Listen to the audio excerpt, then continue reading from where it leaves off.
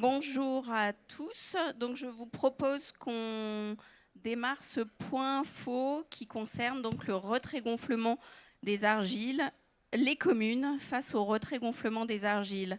Donc, que se cache derrière ce sigle aussi plus souvent connu sous RGA? C'est un phénomène naturel donc, qui concerne des sols très argileux et des sols très argileux qui sont très réactifs et très sujets aux phénomènes et au temps de sécheresse et aussi au temps de pluie extrême et d'événements de pluie très très importants. Et ces sols argileux gonflent, se rétractent et finissent par créer en fait des désordres très importants sur le bâti qui se trouve à la surface de ces sols. Et donc ce que l'on estime actuellement, c'est que plus de la moitié en fait, des maisons individuelles seraient d'une façon ou d'une autre concernées par ce phénomène de retrait-gonflement des argiles. Et on assiste évidemment avec l'évolution du climat, les effets du changement climatique, à une augmentation très très importante de ce type de phénomènes sur l'ensemble des territoires. Donc nous allons passer un peu plus d'une heure ensemble sur ce sujet-là. Ce que je vais vous proposer, c'est de faire en fait 3 temps. Un premier temps où des élus viendront témoigner des difficultés qu'ils rencontrent sur ce phénomène de retrait-gonflement des argiles, parce que comme vous le savez, la plupart d'entre vous, les élus sont en première ligne et sont les premières vers qui se retournent en fait les populations sinistrées. Donc ils nous en parleront, ils nous expliqueront leurs difficultés, peut-être aussi leurs réussites sur ce sujet-là. Sur la deuxième partie de ces échanges, je vous propose d'avoir le regard des parlementaires avec, et je les en remercie, 2 parlementaires qui nous ont fait le plaisir d'être présents. Sandrine Rousseau, députée de Paris, qui nous parlera de la PPL qui avait été déposée au printemps dernier. Et Vincent Ledoux, député du Nord, qui nous parlera aussi du travail qu'il a fait en tant que mission gouvernementale avec la remise d'un rapport en fait en octobre et qui fait plein de propositions sur ce sujet-là. Et enfin, sur la dernière partie, on s'intéressera un peu plus particulièrement à la partie préventive de ces phénomènes de retrait-gonflement des argiles en donnant la parole à Franck Levallois, donc le directeur général de France Assureurs, qui parlera plus précisément d'une expérimentation mission sécheresse qu'ils ont mis en place avec la Caisse centrale de réassurance et la mission des risques naturels. Et Vincent Ledoux, décidément, nous en dira un petit peu plus aussi concernant son rapport et ce dispositif où les maires vont être, en fait, ce qu'ils souhaiteraient, c'est que les maires soient au cœur du dispositif et il nous expliquera un petit peu ce qu'il entend par là. Par contre, pour commencer, je vais donner aussi la parole aux 2 coprésidents du groupe Gestion des risques et gestion des crises, afin qu'ils nous fassent part un petit peu des témoignages déjà qu'ils ont pu remarquer des maires lors des différents échanges. Merci Stéphanie, bonjour à tous. Éric Ménassi, le maire de Trèbes, et je co-préside avec Sébastien Leroy, le maire de Mandelieu, le groupe de travail que notre président Lisnard a souhaité. Alors quelques mots. Vous savez, depuis plus de 18 mois maintenant, nous faisons un petit peu le tour de France avec Sébastien et nous avons l'occasion d'échanger avec pas mal de nos collègues maires. Et la problématique du retrait-gonflement argile était pour nous, avec Sébastien, était un sujet qui était pas extrêmement prégnant forcément sur nos territoires et on se rend bien compte au fil du temps que le territoire métropolitain n'est plus à l'abri de cette problématique et que malheureusement, nous nous retrouvons de plus en plus avec des collègues devant cette situation qui est une situation assez difficile puisque Stéphanie l'a dit justement, lorsqu'un de nos administrés se retrouve avec cette problématique, la première des choses qu'il fait, il vient à la mairie. Il vient à la mairie en expliquant, monsieur le maire, j'ai des fissures dans ma maison, qu'est-ce que vous comptez faire ? Donc je crois qu'il faut dissocier 2 choses. Dans un premier temps, une réalité du terrain. nous avons un dérèglement climatique qui nous oblige. Ce dérèglement climatique a une conséquence majeure sur des évolutions importantes dans les habitations de notre pays, en France métropolitaine, mais aussi pour nos camarades ultramarins. Une fois que ce constat sera partagé, je crois que l'équation est posée. Quelles sont pour nous les solutions que nous pouvons exposer? Et je crois que Sébastien va le préciser avec beaucoup de clarté, beaucoup mieux que moi. Moi, ce que je souhaiterais, c'est que nous puissions aborder cette problématique avec beaucoup de lucidité. Alors je regarde Stéphanie avec un petit sourire, pendant de longs mois, j'étais convaincu que le territoire où j'étais n'était pas exposé à cette problématique. En fait, comme dit l'adage, j'aurais mieux fait de me taire, puisqu'il ne s'est pas passé quelques mois sans que je sois sollicité par mes concitoyens pour des problématiques sur une partie du territoire, parce qu'on se rend bien compte que les séquences climatiques avec de fortes précipitations et les sécheresses qui se multiplient génèrent ces problématiques qui sont de plus en plus prégnantes. Donc voilà, l'ambition de l'AMF et l'ambition du groupe de travail que nous portons avec Sébastien, c'est de poser un débat, poser un constat et essayer au travers des éclairages que vous allez nous apporter, d'apporter des solutions auprès de nos collègues maire.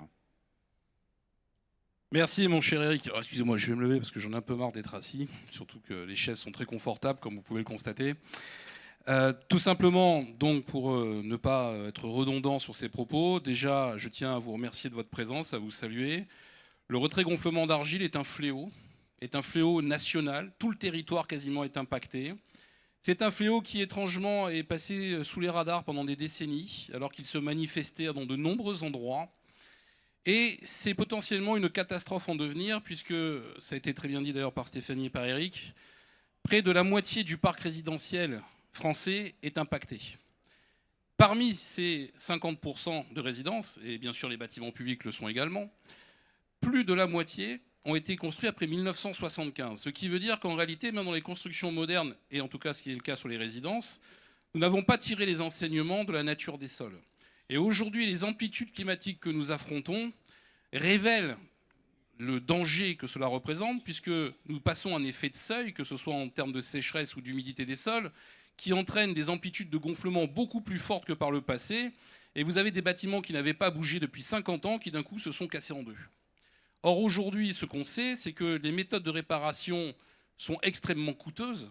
On est en moyenne à 25, 30, 40, 50 000, parfois 200, 300 000 euros par bâtiment, ce qui veut dire qu'il est insupportable en l'état par tout le système tel qu'il a été configuré, notamment au niveau assurance. Et en plus, il dépend à l'heure actuelle du régime catastrophe naturelle, dont les maires que nous sommes, et nous sommes heureux d'être maires, sont non seulement au cœur du système, mais souvent le cœur du système se traduit en première ligne. Et effectivement, aujourd'hui, dès qu'un administré vient vous voir, il exige d'avoir des réponses tout de suite. Et quand il rentre dans un combat avec son assurance et son expert, et là j'avais vu une très bonne caricature qui me plaît beaucoup quand vous avez justement sur cette fissure deux administrés qui voient l'expert et lui demandent est-ce qu'on est assuré. L'expert lui répond écoutez, donnez-moi un peu de temps et je vous expliquerai pourquoi vous ne l'êtes pas. Tout ça aujourd'hui nous met dans une situation qui n'est plus tenable. Donc il faut que le système change, là encore. C'est pour ça qu'il y a aujourd'hui une évolution législative qui est en cours de réflexion et on doit le saluer, mais surtout on doit l'accompagner pour qu'il soit opérationnel. Donc c'est pour ça que je salue la présence de Sandrine Rousseau, députée de Paris, qui a fait une proposition de loi qui a été votée presque à l'unanimité en première lecture, ce qui est une bonne chose, et Vincent Ledoux qui aujourd'hui rédige un rapport en relation aussi avec le gouvernement et l'AMF pour que nous tirons les enseignements et que les maires que nous sommes aient une solution opérationnelle à proposer à leurs administrés et non pas une nouvelle usine à gaz qui en réalité ne produira rien. Parce que le sujet aujourd'hui est tellement considérable que c'est peut-être le premier sujet d'assurance des décennies à venir. C'est pas mon cher Vincent. Voilà, ma chère Stéphanie, à toi de jouer. Merci beaucoup pour ces propos préliminaires. Donc je vous propose qu'on démarre du coup avec le témoignage de deux élus. On va peut-être commencer par Philippe Chalopin, le maire de Baugé en Anjou, dans le Maine-et-Loire, donc qui est aussi président de l'association départementale des maires du Maine-et-Loire et qui va aussi pouvoir nous expliquer à la fois sa propre expérience, mais l'expérience aussi de ses collègues. Oui, très, très rapidement. Donc, Maine-et-Loire, 176 communes et aujourd'hui, 50 à 60% des 176 communes sont concernées par le retrait-gonflement des argiles. Alors, je voulais saluer le travail qui a été fait par Vincent Ledoux sur le sujet, parce que ça nous a redonné un peu d'espoir. Parce qu'aujourd'hui, on est confronté à plusieurs difficultés. Depuis plusieurs années, les habitants déposent des demandes d'indemnisation et rien ne bouge. Finalement, alors en Maine-et-Loire, vous savez peut-être, il y a beaucoup de communes nouvelles, et donc je ne sais pas si c'est un hasard, mais ce qui n'était pas possible en commune isolée, finalement, à une échelle plus importante, l'est devenu. Donc on a aujourd'hui beaucoup de communes qui sont reconnues. Donc les habitants, on a organisé des réunions publiques, une fréquentation énorme. On a compté pour certaines réunions plus de 1000 personnes qui venaient tous avec un dossier. Les difficultés que nous avons, elles sont, je pense, communes à tous. C'est d'une part que la procédure est trop longue. Les habitants ne comprennent pas qu'il leur faut parfois pratiquement 10 mois, 12 mois pour avoir une réponse. Ça, c'est le premier sujet. Le deuxième sujet, c'est que vous avez des communes qui sont retenues et la commune limitrophe d'à côté ne l'est pas, alors que les fissures sont aussi prégnantes dans la commune d'à côté. Donc la définition administrative pose un vrai sujet, un vrai souci. Troisièmement, bien évidemment, on est la porte d'entrée, les gens portent le dossier, viennent ensuite se renseigner, ça en est où ? Et nous n'avons pas d'informations à leur donner. Alors, il existe des dispositifs d'information qu'on va effectivement utiliser, mais de pouvoir leur donner une réponse. Et puis, l'autre sujet, c'est quand même un peu compliqué, ce type de sinistre. Parce que vous êtes éligible, mais vous êtes éligible, vous êtes reconnu catastrophe naturelle sur une période déterminée. Et il y a forte chance que les fissures aient commencé avant la période retenue. Donc il faut, je pense, et c'est indiqué dans votre rapport, je pense que c'est important, voilà, on est catastrophe naturelle, c'est l'année, c'est pas un mois, c'est pas une semaine. La fissure, elle a pu apparaître avant, et beaucoup d'administrés se plaignent effectivement qu'au moment de la visite de l'expert, eh bien, on leur demande quand est-ce que la fissure est apparue, et en toute bonne foi, ils expliquent qu'elle est intervenue au mois de février. Ah, pas de chance, votre commune est retenue pour le mois de mai. Donc ça ne fonctionne pas. Alors que tout le monde sait bien que la fissure est due au rétrécissement et au gonflement des argiles. Ça, c'est un vrai sujet. Et puis, je pense que aujourd'hui, quand on voit nous l'ampleur en Maine-et-Loire, on a tous été extrêmement surpris. Il va falloir qu'on évolue aussi dans la construction et dans nos règlements d'urbanisme pour accompagner les propriétaires, pour éviter que ça se reproduise. Alors aujourd'hui, il faut traiter, il faut faire du curatif, ça c'est évident, et il y a besoin de faire du curatif parce qu'on a des situations où il y a des fissures, alors c'est moins important que sur le secteur du Nord, mais on a des secteurs où les gens passent la main dans la fissure. Les portes ne ferment plus, les volets ne ferment plus. Ils vivent un enfer. Et donc, parfois, ça dure depuis des années. On a aussi des sinistrés qui reviennent parce qu'ils ont été reconnus une première fois. Des travaux ont été faits, mais pas des travaux significatifs. Résultat, les fissures continuent à s'aggraver. Et là, se pose le problème du cumul, effectivement, des sinistres et des catastrophes naturelles. Donc, beaucoup de choses. Moi, je pense qu'il faut aussi énormément de transparence. Parce que, bien sûr, il y a des micro-fissures qui apparaissent, qui n'ont pas à être retenues parce qu'il n'y a pas de sinistre. Mais il faut que les gens comprennent pourquoi leur dossier n'a pas été retenu. Il faut que les administrés comprennent pourquoi leur commune n'a pas été retenue ou reconnue en catastrophe naturelle. Je crois qu'il y a beaucoup d'informations. Et à mon avis, les choses seront peut-être plus simples à traiter si on revient plus localement. Vous connaissez tous le processus, c'est déclaré en mairie, le préfet enregistre, c'est transmis au ministère de l'Intérieur et ça redescend à travers un arrêté. Les gens sont perdus, ils ne comprennent pas. La motivation est un peu synthétique, pour ne pas dire plus. Donc on a besoin là-dessus il faut utiliser, je pense, le couple préfet-maire avec, vous l'avez bien dit dans votre rapport, une problématique au niveau de l'assurance, au niveau de l'expert.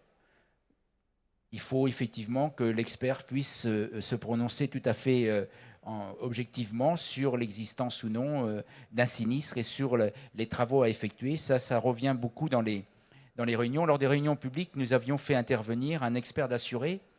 Il n'y a pas de problématique particulière, mais on voit bien que ça demande une spécialité peut-être, plus qu'ailleurs, parce que les fissures, c'est quelque chose de très particulier. Et puis les critères qui sont aujourd'hui, qui servent à reconnaître l'existence de catastrophes naturelles sont incompréhensibles. Incompréhensibles. Les gens ne comprennent pas. Station météo, oui, très bien. On réagit par rapport au sol, oui, très bien. Mais alors expliquez-moi pourquoi la commune d'à côté, qui est 1 kilomètre, n'est pas retenue alors que c'est le même sol. Donc il y a tous ces éléments-là qui font que je pense qu'on peut arriver à trouver des solutions qui répondent vraiment aux attentes des administrés et qu'on puisse leur donner des réponses rapides. En tout cas, moi je salue le travail qui est fait et par M. Ledoux, mais aussi par les parlementaires sur le sujet, parce que c'est une vraie problématique. 50%, 60% des communes en Maine-et-Loire sont concernées. C'est énorme, donc derrière, ça veut dire qu'il y a des milliers d'habitants dont la maison connaît un sinistre, et un sinistre qui parfois s'aggrave parce que justement, il n'y a pas de travaux de fait et pas de prise en charge. Parfois, il vaudrait mieux raser la maison plutôt que de faire des travaux parce que les fissures passent partout. Donc voilà. Je pense que tout le monde a bien compris. Vous aviez dit tout à l'heure, chose très juste, c'est que c'était passé un petit peu sous les radars, cette problématique-là. Et c'était traité via les catastrophes naturelles, régime des catastrophes naturelles.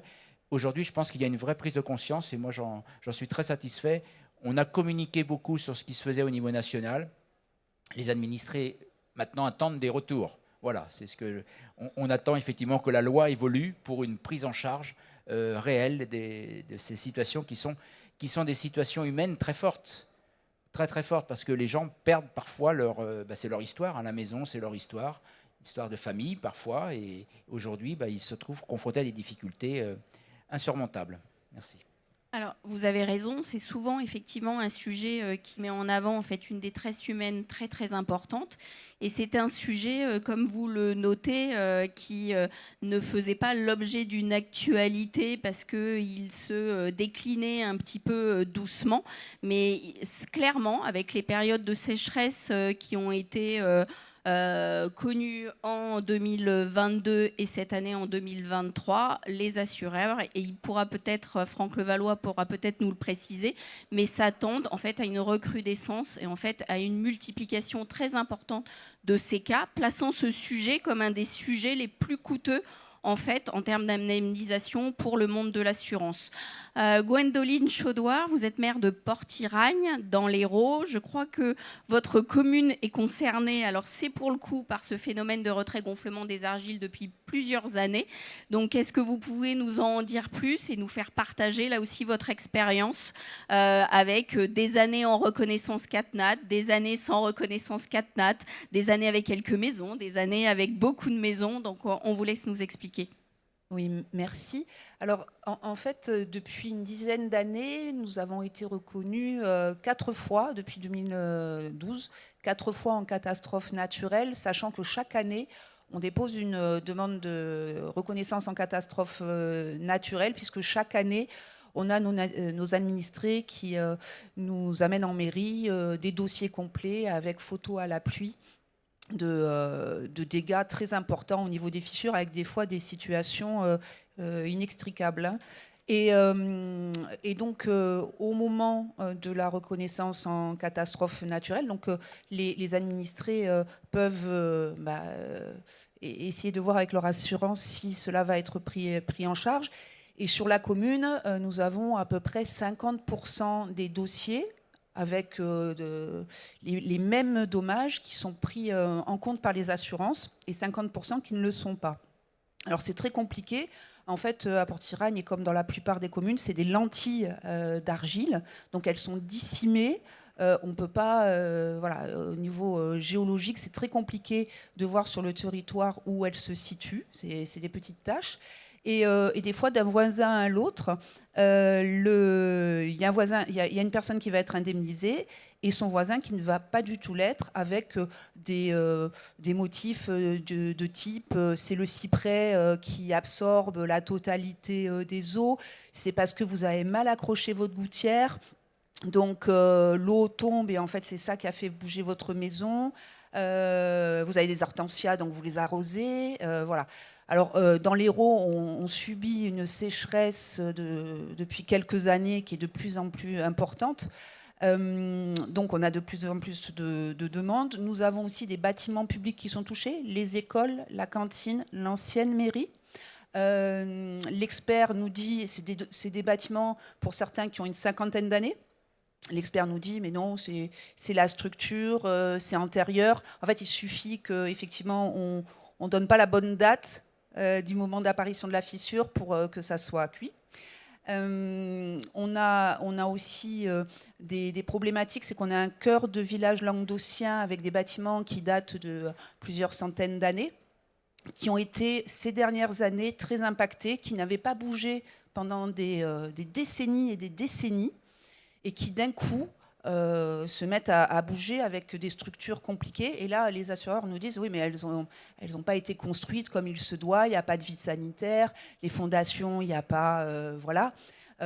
Toujours est-il que c'est lié très clairement à la sécheresse. Donc tous ces habitants ne sont pas pris en charge. Et c'est vrai que nous, on reçoit dans nos mairies des témoignages qui sont glaçants, parce que c'est un patrimoine voilà, les gens ont mis toute leur vie à pouvoir le construire. Et comme vous dites, il y a des endroits où on met la main à travers. Je veux dire, c'est... voilà. Après, on a des nouveaux projets de bâtiments en construction, pour lesquels, évidemment, quand c'est des bâtiments publics, nous avons mis en œuvre toutes toutes les études géologiques et construit les bâtiments comme il se doit. Pour autant, ce n'est pas forcément le cas quand c'est des maisons individuelles. Et ça pose un problème pour les futurs résidents.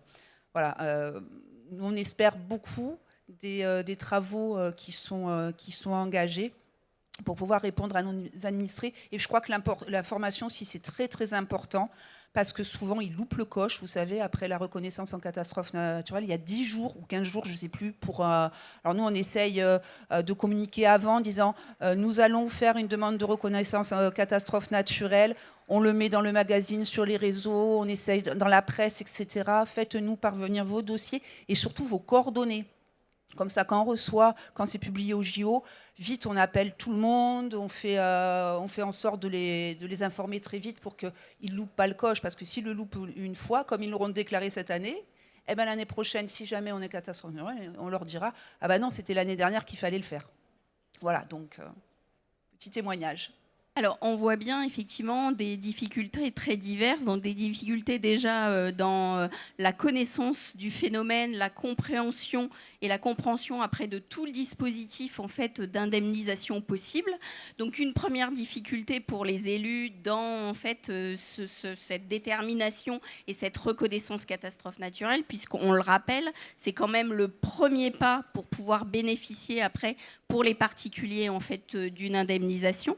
Donc des difficultés en fait dans ce cadre-là, des difficultés de compréhension, comme vous l'avez témoigné, de cette reconnaissance ou pas en fait catastrophe naturelle, et avec une vraie aussi difficulté pour éventuellement contester en fait cette non-reconnaissance CatNat, avec ce côté des critères assez difficiles à cerner et à comprendre.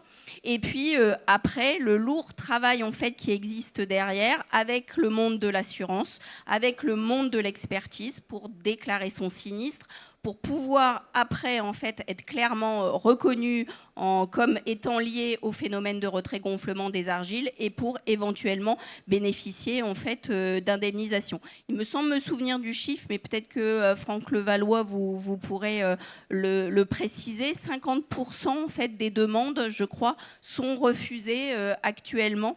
Dans sous ce circuit assez compliqué. Et on voit bien, les maires sont au centre en fait de tout ce dispositif. Donc vous l'avez un peu dit, Monsieur Chalopin, donc certaines associations départementales du coup se sont organisées. Alors soit pour aider et faire de l'information comme vous le faites à l'échelle de votre commune auprès des administrés pour leur expliquer tout le dispositif. Certains ont fait le choix, donc je pense aussi à des associations départementales en Île-de-France, de faire appel à un recours juridique pour éventuellement aider les communes à faire des recours contentieux quand la reconnaissance CatNat n'a pas été actée. Et puis, vous avez aussi des associations qui se sont créées pour faire de la contre-expertise quand en fait il y a reconnaissance CatNat, mais pour pouvoir arriver jusqu'à l'indemnisation. Donc on voit effectivement un système assez complexe, de vraies difficultés, et donc un besoin très très important de simplification, ou si ce n'est pas de simplification, en fait, de nouvelles règles du jeu. Donc là, je vais me tourner maintenant vers vous, les parlementaires. Donc dans un premier temps vers vous, Sandrine Rousseau, puisqu'effectivement, vous avez déposé une proposition de loi qui faisait suite, me semble-t-il, à un rapport que vous aviez, en fait, sur lequel vous aviez été rapporteur avec Sophie Marceau, Sandra Marceau, ça s'écrit MARCAUD, donc ce n'est pas pareil, donc Sandra Marceau, et vous nous expliquerez voilà en fait ce qu'il en est, où en est le contenu en fait de ce texte, de cette proposition de loi, comme ça a été souligné en fait par les deux coprésidents, qui a été adopté en première lecture à l'unanimité à l'Assemblée nationale, ou quasi unanimité, il y avait 5-6 voix me semble-t-il, mais vous allez nous préciser tout ça et nous dire où en est ce texte. Bonjour, merci beaucoup pour cette invitation. Alors en effet, le problème de retrait-gonflement des argiles, c'est quelque chose qui passe beaucoup sous les radars, mais qui met aussi les victimes, les sinistrés de retrait-gonflement des argiles et les maires dans des situations de très grande souffrance et de très grand isolement. Et c'est ce qui est ressorti du rapport qu'on a fait. C'est un rapport d'évaluation qu'on a fait sur plusieurs mois avec Sandra Marceau, qui est une députée Renaissance, et qui a mis en évidence à quel point il y avait une espèce de machine à broyer administrative autour de la reconnaissance du retrait-gonflement des argiles et de l'impact sur les maisons. Et c'est à cela que la loi essaye de répondre. Et cette loi, comme vous l'avez dit, a été adoptée en première lecture à l'Assemblée, et elle sera a priori présentée en janvier au Sénat pour une adoption, j'espère, en seconde lecture. Alors, qu'est-ce que dit cette loi ? En fait, cette loi avance sur plusieurs plans. Le premier plan, c'est déjà faciliter l'information des maires de l'état de leur commune. Et ça me semble très important, parce que dans les maires que nous avions reçus lors de ce rapport, eh bien, ils nous disaient que, par exemple, ils n'avaient aucune espèce d'information sur les motivations pour lesquelles leur commune a été ou n'a pas été reconnue en catastrophe naturelle. Donc là, par exemple, la première mesure de la loi du premier article, c'est de faire en sorte que quand il y a une non-reconnaissance en catastrophe naturelle, eh bien, il puisse y avoir une motivation de cet avis, et que par ailleurs, cet avis de reconnaissance ou non-reconnaissance de catastrophe naturelle ne soit pas uniquement fondé sur des algorithmes et sur des logiciels, mais aussi sur des mesures très concrètes sur le terrain des communes. Parce que, comme vous l'avez très justement dit, l'argile ne respectent pas les frontières des communes, et ce sont des lentilles, ce sont des espèces de zones argileuses à l'intérieur de communes. Et donc, pour que la commune soit reconnue en catastrophe naturelle, eh bien, les mailles utilisées par Météo France peuvent ne pas suffire, et donc il y a obligation maintenant de faire, enfin, si la loi est acceptée, et j'espère qu'elle va être votée et au Sénat et en deuxième lecture, eh bien on y aura des mesures sur le sol, donc des mesures concrètes sur le sol des terrains, ce qui est une première avancée. Deuxième avancée, qu'il y ait un taux de retour de 10 ans au lieu des 25 ans précédents, de sorte qu'on prenne en compte l'accélération du réchauffement climatique. Et autre demande des maires qui a été entendue dans cette loi, c'est le fait que le temps de reconnaissance de catastrophes naturelles soit de 12 mois, de sorte que les fissures puissent apparaître dans l'année qui suit une sécheresse, ce qui quand même est le plus souvent le cas. C'est-à-dire que quand on a des sécheresses extrêmes, comme on en a eu par exemple cet été, en général, c'est dans les 12 mois suivant la sécheresse que les fissures apparaissent. Donc là, l'élargissement de ce délai permet quand même d'augmenter considérablement le nombre de situations reconnues en catastrophe naturelle. Autre élément, et là on passe sur l'article 2 de la loi, qui est plus favorable aux assurés, puisque un autre élément, c'est que les assurés n'avaient absolument aucune information sur l'évolution de leur dossier et n'avaient aucune information non plus, n'avaient aucun moyen de contester les décisions qui étaient prises. Donc la loi permet aux assurés de contester et d'avoir des certitudes sur les diagnostics qui sont faits. Par exemple, les experts d'assurance qui vont étudier les situations doivent être inscrits que je ne me trompe pas, doivent être inscrits, pardon, j'ai loupé le truc, enfin en tous les cas, il doit y avoir un label de reconnaissance des experts pour spécialisé sur le phénomène de retrait-gonflement des argiles. De sorte qu'on n'a pas n'importe quel expert qui peut arriver et qui fasse une expertise dont beaucoup de sinistrés nous ont dit qu'ils ne comprenaient absolument pas les ressorts de cette expertise. Donc là, il y a une reconnaissance par un label des experts spécialisés dans le retrait-gonflement des argiles. Pareil, ces expertises sont financées par l'assureur dans la loi, de sorte que ça n'est pas à charge de l'assuré. Si les travaux sont trop importants, il est aussi possible de financer la construction d'une autre maison, ce qui n'est pas le cas aujourd'hui, parce que dans certains cas, les maisons sont à détruire, et donc la loi permettrait de reconstruire à neuf une maison. Toute aggravation de fissures est aussi reconnue comme un élément nouveau. Alors ça, c'était déjà dans la circulaire, mais maintenant c'est inscrit dans la loi, de sorte que s'il y a une aggravation de la situation, ou si les fissures sont apparues avant la reconnaissance de catastrophes naturelles, mais se sont élargies pendant la période de catastrophe naturelle, alors ça rentrera aussi dans la reconnaissance. Et enfin, la dernière chose qui est très importante pour les assurés, c'est qu'on inverse la charge de la preuve dans cette loi. C'est-à-dire qu'il y a une présomption de retrait-gonflement des argiles à partir du moment où il y a une reconnaissance catastrophe naturelle. C'est-à-dire si votre commune est reconnue catastrophe naturelle, alors il y a une présomption que cette catastrophe naturelle soit à l'origine des fissures. Et s'il y a contestation du lien entre fissures et catastrophe naturelle, alors c'est à l'assureur de financer un expert pour faire la preuve qu'il n'y a pas de lien entre RGA et fissures des maisons. Et cette mesure-là, je peux vous dire, va changer radicalement le rapport de force entre les assurés et les assureurs. Et c'est pour cela que dans la loi, nous avons aussi prévu un rapport pour évaluer le financement à long terme de ce système de catastrophe naturelle. Et je terminerai juste en disant que nous avons fait le choix de ne pas sortir l'indemnisation des retraits-gonflements des argiles du régime catastrophe naturelle. C'était une question, mais en fait, l'avantage de ce régime, c'est que c'est l'État qui prend en charge, et ça ne repose pas uniquement sur les assureurs dont les coûts d'assurance vont augmenter considérablement avec le réchauffement climatique. Nous avons estimé que, vu l'ampleur du problème, une maison sur deux potentiellement, vu l'ampleur du problème, il fallait que l'État soit assureur en dernier ressort, ce que permet le régime catastrophe naturelle. Cette loi va passer, je vous le disais, normalement en janvier au Sénat. Elle peut encore être amendée. Je vous invite vraiment à faire toute la pression nécessaire auprès des sénateurs de votre territoire que vous connaissez et que vous adorez pour qu'elle soit votée au Sénat et qu'elle revienne rapidement à l'Assemblée nationale pour un vote final. Voilà. Merci.